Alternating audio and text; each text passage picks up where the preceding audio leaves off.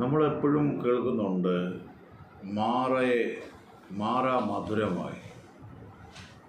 എന്നാൽ ദൈവവചനത്തിൻ്റെ വെളിപ്പാടിൽ ഇസ്രായേൽ മക്കൾ മാറയുടെ മുമ്പിൽ വന്ന് നിൽക്കുമ്പോൾ അവർക്ക് കയ്പ് നിമിത്തം കുടിക്കാൻ കഴിഞ്ഞില്ല എന്ന് പറയുന്നു.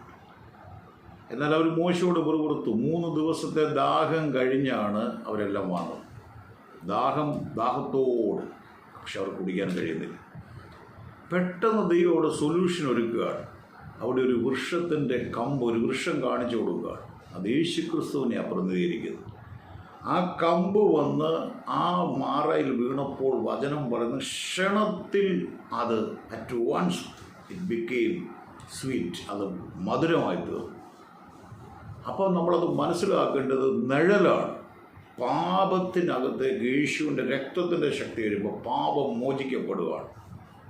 യേശുവിൻ്റെ രക്തത്തിൻ്റെ ശക്തിയോടെ വരുമ്പോൾ ശാപം മോചിക്കപ്പെടുകയാണ്.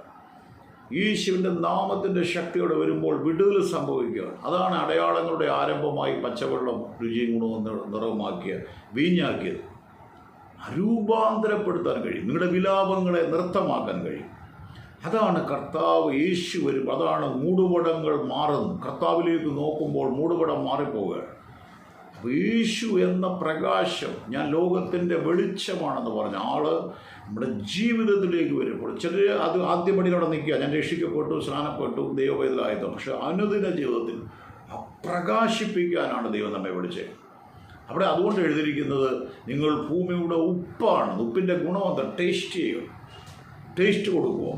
അതുപോലെ തന്നെയാണ് നിങ്ങൾ ലോകത്തിൻ്റെ വെളിച്ചം. നിങ്ങളുടെ നല്ല നല്ല പ്രവർത്തികളെ കണ്ട് സ്വർഗ്ഗസ്നായ പിതാവ് മഹത്വപ്പെടേണ്ട. അതുകൊണ്ട് നമ്മുടെ ഏത് വിഷയങ്ങളാണെങ്കിലും നടുവിലേക്ക് ആ നാമം നമ്മളൊന്ന് ഇറക്കിയാൽ, ആ നാമം ഒന്ന് വിളിച്ചപേക്ഷിച്ചാൽ, ആ രക്തത്തിൻ്റെ ശക്തി നമ്മളിലേക്ക് ഇറങ്ങി വരുമ്പോൾ വിഷയങ്ങൾക്ക് പരിഹാരമാകും.